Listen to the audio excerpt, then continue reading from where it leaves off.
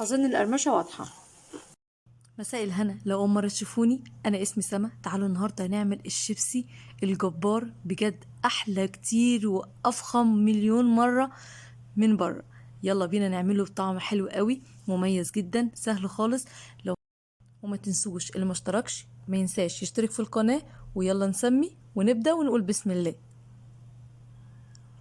اول حاجه هنعملها ان احنا نجيب البطاطس الكميه اللي انتي بتفضليها واللي انتي هتنفذيها، تكون البطاطسيه متوسطه، ما تكونش كبيره قوي ولا صغيره قوي.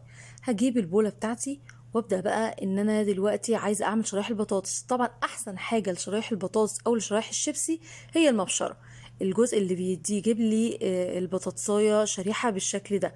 بجد بتبقى حلوة قوي، جربتها بكل الطريقة، بتبقى صعبة بصراحة ومش لذيذة. وطبعا مفيش بيت مصري من غير المبشرة دي ولا السلاح ده، بيطلع لي الشيبسية مظبوطة جدا. هبدأ بقى اكمل الكمية كلها وبالمنظر اللي انتوا شايفينه ده، بجد مخليه البطاطس معايا والشيبسي متساوية وحلوة قوي. خلصت كل الكمية اللي انا هعملها، نبدأ بقى في الخطوة اللي بعد كده. انا عايزة انزل كل النشا اللي موجود في البطاطس دي تحت المية وابدا اغسلها كويس جدا جدا. عايزاها ما يبقاش فيها نشا خالص، عايزاها تبقى كل بطاطسايه كده والشيبسيايه ملهاش دعوه باللي جنبها. هبدا بقى اصفيها خالص خالص ونبدا بقى نعمل الخطوه اللي بعد كده. هنزل عليها بملح، وطبعا عشان اكون متبلاها وبيكون طعمها حلو. وانزل عليها بمعلقه كبيره كركم. ليه الكركم يا سما؟ الكركم هنا بيديني اللون الذهبي، عارفين شيبسي المشهور قوي بيديني كده لون ذهبي حلو، هو ده. وكمان بيكون ماده حافظه للشيبسيايه بتاعتي عشان مهما اسيب الشيبسي ما يجرالش اي حاجه. ده اللون اللي انا عايزاه. انا هنا هعمله بالملح وبطعم الخل.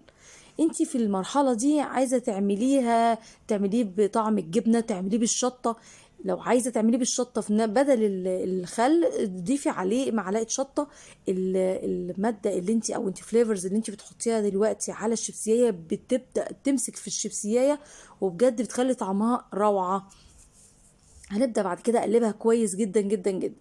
هنا بقى عايزه اوريكم حاجه. انا دلوقتي لو جيت لفيت الشيبسييه هتلاقيها اتقطمت مني بالشكل ده، فعشان كده كل الناس بيجوا عشان يعملوا الشيبسي يفضلوا واحده ورا واحده كده. هعمل ايه بقى؟ الخطوه اللي جايه دي هي دي الفيصل والمهمه جدا. هجيب ميه مغليه، الكاتل بتاعي خليته غالي على الاخر كاني هعمل كوبايه شاي، وانزل على كل كميه الشيبسي كلها. مغليه يا سما؟ اه مغليه. واعمل اللي بقولك عليه بالظبط ونفذي الطريقه دي. هبدأ بقى اخليها تقعد على الشيبسي بتاعي ساعة، ساعة ونص. المهم ان الشيبسي او المية اللي انا ضفتها المغلية تكون بردت خالص. بصوا بقى بلف الشيبسية عاملة ازاي، هو ده اللي يخليني بقى، بصوا الشيبسية بقت مرنة معايا ورهيبة.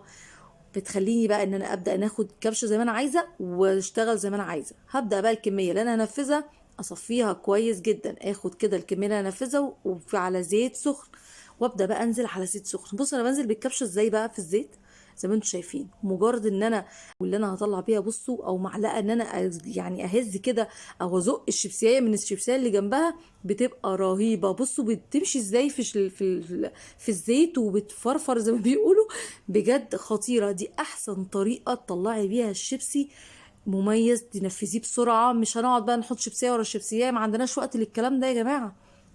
وفعلا هبدا انفذ الكميه، بس عايزاكي بقى بالمعلقه بتاعتك او بالمصفى اللي انا ماسكاها زي دي كده تبداي ان انت ايه، تهزيه كويس جدا او تزقيه من بعضه كده. المهم انت تقلبيه كويس، قلبيه كويس جدا جدا وما تنسيهوش وتمشي. مجرد ما تبدا ان الشيبسيايه تتشمع معايا بتاخدي اللون اللي انت عايزاه في ثانيه، فبلاش تسيبي الشيبسي وتمشي. خلاص طلعته بقى زي ما انتم شايفين اللون القمر والشكل القمر ده. بطلعه على مصفى، مش عايزه اطلعه على مناديل عشان ما يطراش معايا. عايزه اقولك الطريقه دي انت طلعيه على مصفى سلك بالشكل ده بتخلي لك الشيبسيه لو هتقعد 3 ايام بتخليه ممتاز. لا مواد حافظه ولا محتاجين مواد حافظه، رهيب. شيبسيايه يعني بتكون شيبسيايه على البيكو. بس مش عارفه اقول لكم ايه، الشيبسيايه في الجون يا جماعه، قرمشه وطعم ولون. وبجد يعني هيطلبوه منك 100 مره وبعد كده مش هياكلوه من بره تاني. بجد لو قدرت ان انا افيدكم، وفضلا ليس امرا، ما تنسونيش في الاشتراك في القناه واللايك جميل منكم، ورب دايما اقدر افيدكم. والسلام عليكم.